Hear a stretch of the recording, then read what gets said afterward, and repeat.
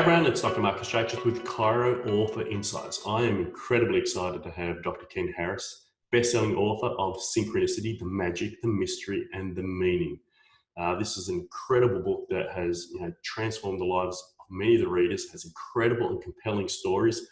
Before we go into the book with Dr. Harris, I want to share a little bit of background so you can understand the significance of the message within this book and the nature of the person that is coming from. So if you can bear with me for a moment, Dr. Harris, I just want people to know a little bit more about you. A chiropractor, educator, lecturer, workshop presenter. I think what you've done in your career has been significant in that regard. You're a founder of Woolwich Wellness Centre, which is an incredible practice exploring the understanding and promotion of the mind-body-spirit connection.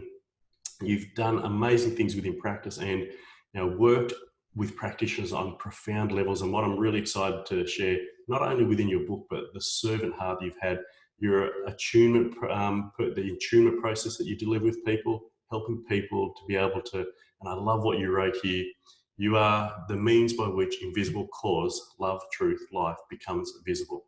Founder of the sage wisdom of the chiropractic elders, you have done so many great things within chiropractic, an incredible servant heart. And I think, the fact that you now also have a best-selling book to be able to deliver that message, you are instrumental in the awakening of the chiropractic spirit and its service within the community. And I'm just so grateful to have you. So thank you very much. It's great to have you here, Ken. I'm very happy to be here and play my role in any way I can to support this mission. Oh, it's beautiful. So tell us a little bit about Synchronicity. It's it's a best-selling book. It's been incredibly reviewed. I bought it. I've reviewed it. I love the message in there, but I'd love to hear your message of that book. Well, they always told me when I'm supposed to talk about the book, I should show it. So this is it. This is the only advertisement you're going to get.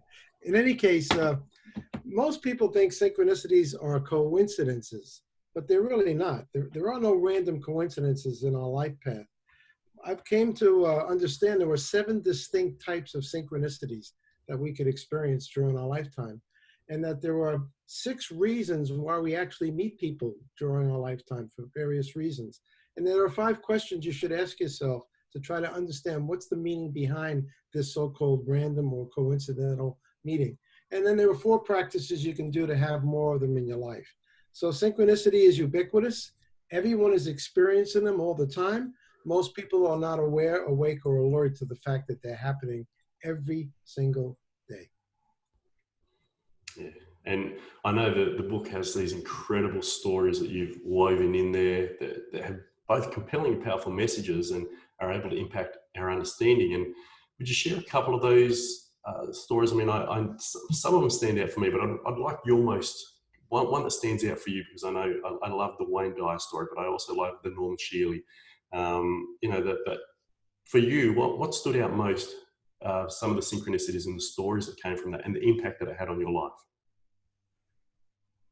I've had so many. Let me just reflect for a second, because each time I get interviewed, I tell a different story. I'm going to tell you a story about a policeman who came to me on my day off. My office was ostensibly closed, looked like there was no one here. And my accountant had called earlier in the day. He needed these papers for income tax purposes to be photocopied right away. So I have a home office. I ran downstairs. It's dark. I'm copying the documents, and a car pulls in my driveway. And I look through the blinds, and I see this fellow. He's a patient of mine. His name is Mike. And he got out of the car, and he was antalgic. He couldn't straighten up. So the voice of me said, "Hey, it's my day off. Pretend you're not here." That's the ego. And then the voice of the soul said, "Hey, dummy, help this guy. He can hardly walk." So I opened the door. I said, "Mike, come on in." He said, "Oh, Doc, I'll come back. I see you're not open." I said, No, I see you're in need. Come on in." By the way, that's one of the things that I would say to our chiropractic practitioners. You run your practice according to the needs of the patient, not your needs. So fast forward, I invite Mike in. I looked at him, I said, "Mike, did you have an accident or an injury? What happened to you?" He said, "Well, Ken, last night there was a motor vehicle accident and I was on site. And when I got there were 2 young men trapped in the back of this car. It took us over an hour through the jaws of life to extricate these men. We found out they were brothers. One of them, I got in the car and I was in a very uncompromising position for over an hour trying to resuscitate him and give him CPR. He said, unfortunately, the young man expired right in my arms. And the trauma of that was such an emotional concussion of force on me that when I went to stand up, I couldn't. So I knew that you could be of help because I've had, great success with you in the past in chiropractic, and I was compelled to come here. So I put him on a table. I put a hand on his sacrum, a hand on his occiput. I rocked him gently. I found the still point of focus within myself. His breathing started to change, the craniosacral breathing, the wave, as Donnie Epstein would say. And then he started to sob. He literally broke down. This is a tough guy now. And after that release, I was able to very easily adjust him. I did him a cavitation adjustment. But I first centered myself, centered him. When he got back up, we went back into the waiting room. Another car pulls in my driveway. Again, it's dark. This time I see another patient of mine. Her name was Doris. Now, Doris and Mike were patients of mine for many years, but never met in my office. I opened the door. I welcomed Doris in, and she's got her head on her shoulder like torticollis. She can't lift her head. So I introduced them very briefly. I said, Mike, this is Doris. Doris, this is Mike. And Mike leaves. I put Doris in adjusting room 1. I said, Doris, what's going on? What happened to your neck? She said, oh, Dr. Ken, my best friend called me this morning. Her sons were in a car accident last night. Her twin brother, her 2 of her boys, and one of them passed away. Well, lo and behold, I came to find out that the cop who had just left was the man who attended to her friend's son. And I sat down and I said, what's the likelihood of that happening? I said to Doris, what made you come here? She says, I don't know, Ken. I just knew when I heard the bad news and my head went over that you could help me. I didn't know what day it was, what week it was, but my car found its way here. And so later on down the road, I introduced Mike and Doris because we were all involved in the same event. Now, I never met the woman whose sons died, but I felt that they were purposely sent to me by, you want to call it divine, by spirit, by innate. They both came at the right time and the right place to get help, not consciously knowing why. And the fact that, all 3 of us were involved in a synchronistic event woke me up to the fact that there's nothing random going on here. This was definitely prearranged in some way by something beyond us. So that was one of the more moving ones, but I've had other ones. I mean, I got 22 in the book, but by the way, I would just say everything in the book is exactly as happened. I didn't make anything up because people are going to read that book and they're going to say, oh, he's got some imagination, this guy. He must have made this up. I didn't. As I told it is how it happened to me. And I resisted writing this book for a number of years because I said, so I had all these experiences, so who cares about, I met famous people, so on and so forth. And then I heard the voice of the spirit say, hey, dummy, it's not about you. It's about you to remind them of their own. So I wrote the book for people to realize that they're happening to them too. And that we're not walking on this planet by ourselves. We are being guided. So that's the prime message of the book, that you have help, pay attention, listen, look for the signs and symbols, connect the dots, and you'll be guided. And that's a really important message, and we all have to remember that, become awake to it, and therefore it leads us to more fulfilling and rich lives, greater service, greater contribution, and more fulfilling of our purpose. So the book really highlighted for me to be more attuned, more aware, more conscious, and therefore more deliberate.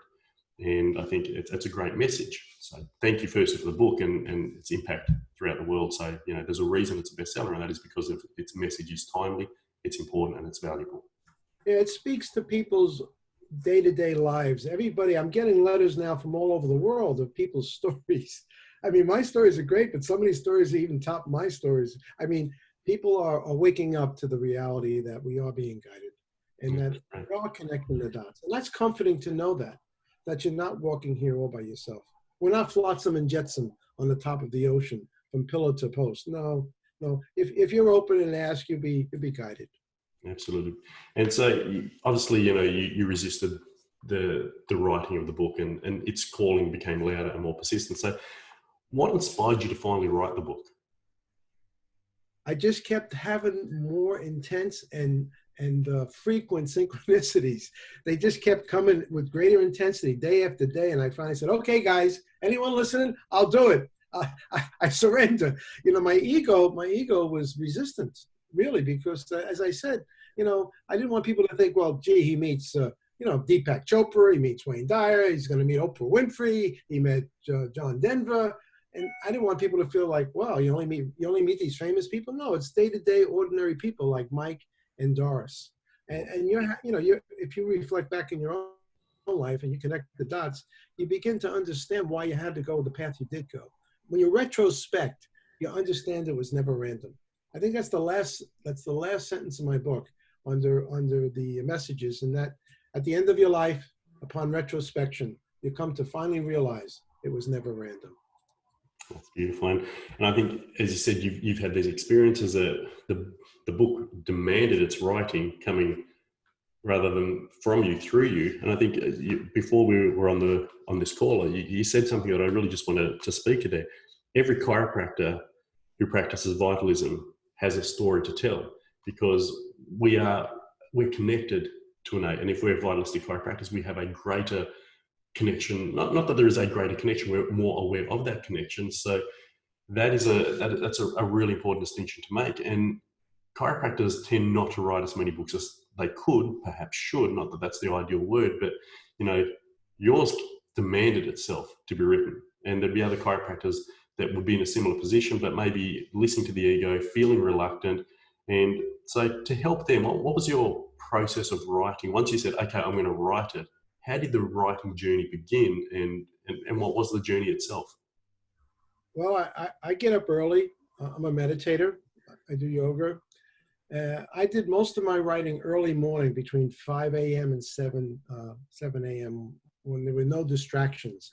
And I would sit at I would sit at my computer, or many of these stories I hand wrote, and I would wait. I would wait to get the inspiration.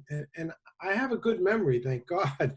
And I could go back and recount the various steps that I had to go through. So I got quiet within myself. I opened myself up. I asked for support and guidance. And it wasn't difficult.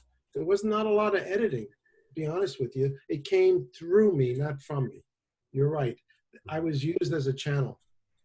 And I think chiropractors who are really focusing on service and contribution and are open to the expression of innate or divine, whatever term they wish to use to come through them, they all have a story to tell.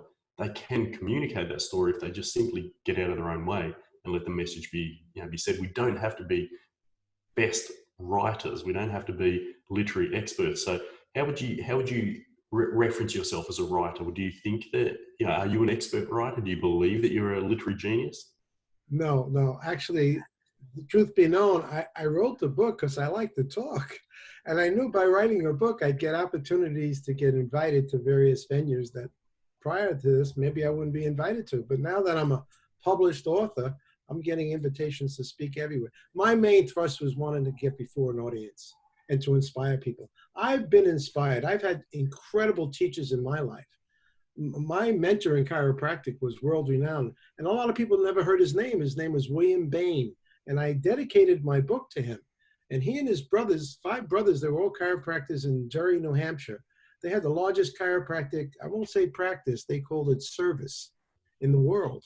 And they were the developers and the promulgators of what we call the GPC system of chiropractic, which is God, Patient, Chiropractor. They had no fee for their services. They gave of themselves freely, and they asked the patients to make a donation of whatever means was within their financial capacities. So Bill, when I met Bill, I was teaching at the college in New York. I had the privilege, I was the valedictorian, so they gave me a year professorship. And I heard he came to the school, and I had heard about his legendary practice. So out of curiosity, I went to hear him. I sat in the back of the room with 200 people, and Bill started to speak. I can tell you exactly what he said verbatim, the impact he had. And lo and behold, I started to cry. I literally broke down because I was hearing what I had been looking for my whole life embodied in Bill. And I thought it was all about Bill, but when I got to know him and I mentored with him for 10 years, he said, "Hey, Kenny, that day you met yourself. you thought it was me, but you really resonated what was in you that I reflected back to you. And he was a great teacher and very humble. There was no kissing my feet or kissing my tush. He wanted us to stand side by side and serve together. So his consciousness was to wake up the awakening ones to be of greater service in the world. And unfortunately, Bill died rather young. He died of a heart attack, as a matter of fact, at age 56. But he had attracted tens of thousands of doctors, not only chiropractors, but medical doctors, shamanic healers, PhDs all around the world, many of them in your country, Australia. That's why we had a whole chapter there of something called the Whole Health Institute.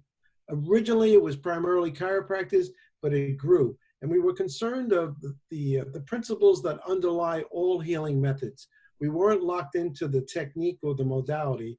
We were really more concerned with teaching doctors of the esoterics of the principles of all healing methods, of which chiropractic is we're blessed because we have the inside, you might say the inside spoke to the hub of consciousness.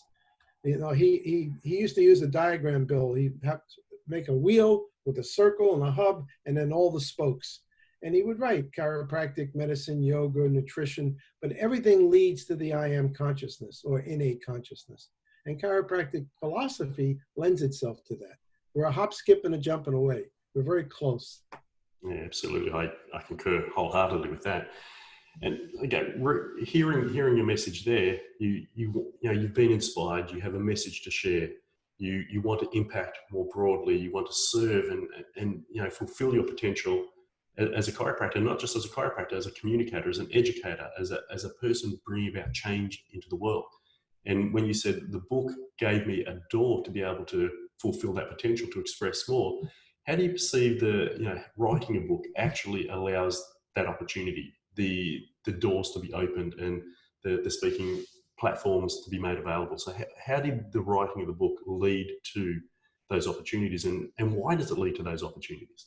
Well, there's something about being, quote, a published author. That gives you another status in the consciousness of people. You become an authority. I took the domain name out, and we're using it soon, called Dr. Synchronicity. So I'm going to be the go-to guy in the world for synchronistic events. People are going to be calling me because I've had so many of them and I've done the research. So it gives you a ticket to get on the bus, basically. I'm still the same guy I was before I wrote the book, but having written the book, people find me, and particularly in this case, because it was a bestseller. The bestseller status, it elevates you even amongst published authors to another level. So they look for you. They'll do a search.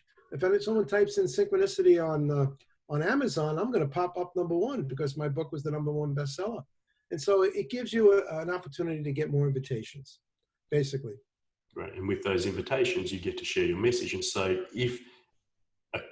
for yourself and for myself and for other chiropractors who want to serve, who want to share the message, it does represent that opportunity to have that greater exposure and to have therefore greater impact, because it's really all about impact, isn't it? It's not about the ego saying, well, I'm a best-selling author. It's about the best-selling author being a tool to share the message to have a greater impact. I just got an invitation, believe it or not, from Spain. A company in Spain wants to publish my book in Spanish, which will open that up to hundreds of millions of people, all of Latin America. I mean, again, I didn't see it coming. I didn't write the book with the intention of being a bestseller and author. I wrote the book to get a ticket, to get on the bus, to be invited to speak. Because, we don't have a lot of time. We have maybe 10 or 15 years to shift this planet. And so I wanted to reach a larger audience. I had a very successful cradle to the grave, womb to the tomb family practice where I saw thousands and thousands of people. But I reached the point where I felt like the universe wanted to use me as a mouthpiece in a bigger venue. So the book has given me that opportunity now. Great, that's wonderful. And obviously it became a best-selling book. Can you talk about how the process of, obviously, you wrote, the book wrote itself through you. Then we've now got to the point of we've got words on page. How do we go to bestseller status? What did you do specifically that allowed you to get to that level of authority as a bestseller? Well, synchronistically, I had a friend. She had just written a book, and I told her I was in the process of starting to write my stories. She says, "Do you have a publisher?" I said, "No, not yet." She says, well, I have one, and I'm going to give you her name. And so I got on a Zoom call with this small boutique company that only did transformational authors and healers. That was their niche or specialty. And within 5 minutes of her speaking to me, I said, all right, where do I send the check? So I self-published. I didn't give my rights away. I own the rights to the book. It wasn't a hybrid where they would pay so much and I would get so much, or they would finance it and own the book. No, I innately sensed that I wanted to keep the rights to this book, and I didn't want anybody to tell me what I couldn't say in the book. Because once you get a hybrid relationship, sometimes the publisher says, oh, you can't say that. That's not politically correct. No, I didn't want to be held back. So I self-published. I wrote the check, and it took me about 6 months of intense back and forth to get the book in print. Now, they helped me with the design. They helped me with the search engine optimization. They got me on, it wasn't their first rodeo. They knew how to do this, but they didn't write the stories. They were my stories. And I would also say I had a good editor. The editor was very, very helpful in trimming some of the fat. My wife says I tend to talk too much, so we cut a lot of the stories down. We just gave them the essence. The beautiful thing about the book is you could pick that book up anywhere and put it down every other day because each story is complete. You know, they're 2, 3, 4 pages long. You don't have to remember the characters in the last story. Every story is unique unto itself. Every story has a different theme. I say it makes a great coffee table book, or, excuse me, a bathroom book. You can sit down, read a story, put it away, come back the next time, read another story. It lends itself, and many people tell me they read it right through. It's so engaging. It really draws them in, like, what happened next to this guy? And then at the end of the book, we give them the roadmap. By the way, I would mention that if people go on my website, they'll get a 5-page printout synopsis of the book for free. It's the 7654 formula for synchronicity in action. And this is a gift we give back. It's 5 full pages, and it's a summary of the book. Also, I give a newsletter out every month that's free. So to keep an ongoing communication with my patient base, or now my client base. Yeah, it is a great resource for some incredible stories. And as you said, it's given you the opportunity to speak. It's given you the opportunity to serve all fully and completely. What would you say to chiropractors who, you know, they feel like, gee, I've got a story, I've got the ideas up here, but I don't know how to get it out of here down onto the page? What would you say to the chiropractor that just either doesn't believe they can write, or doesn't know what the next step might be, or maybe they're just still uncertain about rejection, or why are you writing that? So what did you go through, and what would you say to the person experiencing those same things? Well, every story has a plot, but every story has an emotion attached to that plot. And you got to connect the thought with the emotion. This is Joe Dispenza's work. And when you put an elevated emotion towards an intention, you create an electromagnetic arc, and that goes into the field of pure potentiality, draws to you all the elements necessary to manifest from 5D reality to 3D. So I would say get quiet, start to remember some of the stories of some of the miracles that have happened in your own life, and speak directly from your experience. Not what someone else told you, what you read about. No. People will relate to your writing if you're feeling it when you're writing it. When you write that story, you have to relive it, and that's how it'll come out in the written word. It's not just a recount. There's an emotion attached to the story. So that's the key, I think, to having a good book. People relate to you, and be honest. Be totally honest. Be transparent in your story. Don't try to clean it up or make it politically correct. Tell it like it happened. Yeah, and I That think would be my best advice. yeah, it's beautiful advice, and that's oftentimes why we need to self-publish, because you're right. The story needs to suit the publisher if they're going to publish it. But if you self-publish and you get the support you need to deliver your message, it is unique in individually you. It is your experience and your story, and you've done that beautifully. And you know, I think sometimes what chiropractors do is that they have their mission, they have their vision, and they don't fulfill that. But one thing that can drive them to do that is the feedback that they know that they're going to get at the end of that. So you've had some incredible feedback. I mean, your reviews on your book show how much people were moved by your writing, your stories, and your book. So what does it mean to you? So what's some of the feedback that you've had, and what does it mean to you to get that feedback from your readers? Well, it's humbling it's some of the stories, as I say, are life-changing for these people, for people. I mean, it's not just a coincidence. It's a pivotal point in their lives that things have happened to them. So I'm happy. I'm going to publish a series of these books. Synchronicity, How I Met My Spouse. Those stories are great. How people find each other. It's unbelievable. Synchronicity, How I found a new place to live. Or Synchronicity, How I got a new job. So I'm going to do a series of these books down the line with other people's contributions, because everybody loves a story. And as I say, my business card says synchronicity is ubiquitous. Everybody's having them. They're just, again, this book gives you a map or a blueprint, a reminder to pay attention. I would say also start writing down on a daily basis. Each day you're going to have an event. Just write a little story that day, because you won't remember. You know, you won't unless you got a great memory like me. You're not going to remember what happened last week or 2 months ago. But some of them are emotionally impacting you. You will never forget. I'll share a story that a lady told me the other day. This is crazy how she got a new job.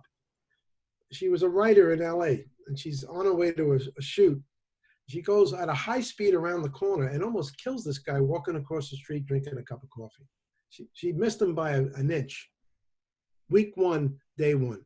Week 2, same day, same scenario. High speed around this corner, same time of the day. The guy's drinking his cup of coffee. She almost kills him. Doesn't hit him. You get this? Week 3, she hits him. 3 times she almost killed this guy. 3rd time she hit him, but to the point where she stopped short and he just rolled over the hood of a car. So she didn't really do much damage, but he just fell. As she stopped, he fell on top of the car. He gets up, she puts them together. One thing leads to another. He says, I'm fine, go on with your life. I'm not injured. A month later, she's doing a commercial. This guy is the producer of the commercial. He comes over to her and says, you know, young lady, you almost killed me 3 times. And he says, you're one hell of a driver. Would you like to become a stunt woman in Hollywood? She had a 25-year career as a stunt woman as a result of that accident. And they became very close friends. So there was 3 weeks in a row. I mean, you can't make this stuff up. If you want to give me mathematics and probability, I'm going to say slim to none. But that's how she got a job, by almost killing this guy 3 times. They say a 3rd time's the charm, right? Exactly. You meet someone the 3rd time, you got something to do with that person. I would say once, twice. But if you meet them the 3rd time serendipitously or synchronistically, there's some kind of a sacred contract with that person. So pay attention. Yeah, absolutely. And it's humbling to get that feedback from people and to have these experiences. So I think, for the chiropractor that, has a story to tell, they know they're going to impact lives and they're going to get these stories of that impact, and it's going to make the whole process worthwhile. So again, I thank you for your time. I just want to conclude with one really simple question that I think is going to hold an important understanding for every chiropractor.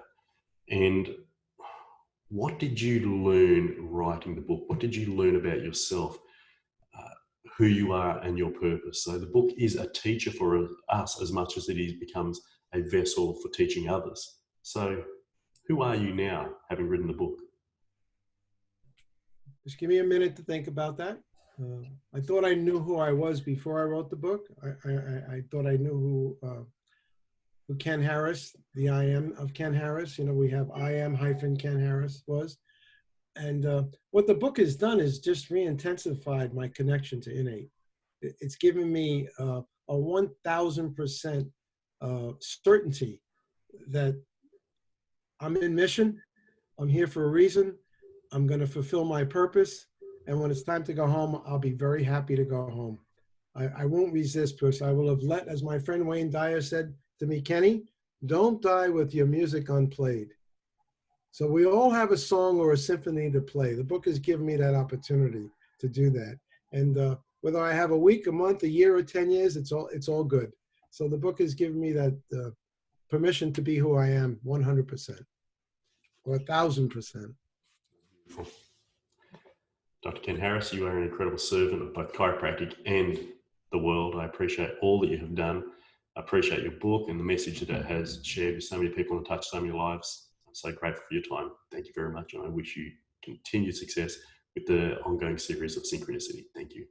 Thank you. And I'm sure I'm going to see you in Australia because I have the desire and intention to come to your country. And I'm meeting more and more Aussies. Let me put it that way. Because I have the desire and intention, I'm finding them. They're coming to me. I just did a long distance attunement with a young chiropractor in Australia, and his last name happens to be Harris. I'm not making this up. His first name is Brett, and he's going to be on my website because he gave me an incredible testimony for what he experienced. But there you go again. Harris, Harris, everywhere I go. All the Harrises are coming home. We're not related, by the way, on an earthly level, but we are related energetically. Absolutely. And we look forward to you coming to Australia. I believe it is already done. Thank you, Dr. Ken Harris. On my bucket list. Thank you.